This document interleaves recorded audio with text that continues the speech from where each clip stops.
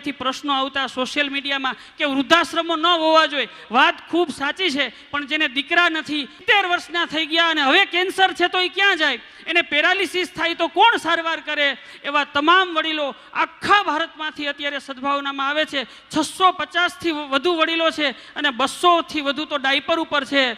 બાપુની કૃપાથી 5000 વડીલો માટે 1400 રૂમનો આશ્રમ બનાવી રહ્યા છીએ. અમે એમ નથી કહેતા કે કોઈના મા બાપને મૂકી જાઓ, પણ જેને દીકરા નથી એના દીકરા બની અને સદભાવના વૃદ્ધાશ્રમ સુધી પહોંચાડજો. આખી જિંદગી સાચવશું, કોઈ એક પણ રૂપિયો ફી નથી લેતા. તમામ સંપૂર્ણ આખા દેશ વિદેશમાં જે કથા સાંભળે છે એને હું દાનની આકલ નથી કરતો, ખાલી એટલી આકલ કરું છું કે આખા વિશ્વમાં જેને દીકરા ન હોય અને વૃદ્ધને જરૂર હોય તો એને સદભાવના વૃદ્ધાશ્રમનું એડ્રેસ આપજો. જીવે ત્યાં સુધી સાચવશું. કોઈને પણ જ્ઞાતિ પૂછશું નહીં, કોઈના પણ કઈ બીમારી છે એ પૂછશું નહીં. બસ જય હિન્દ, જય ભારત.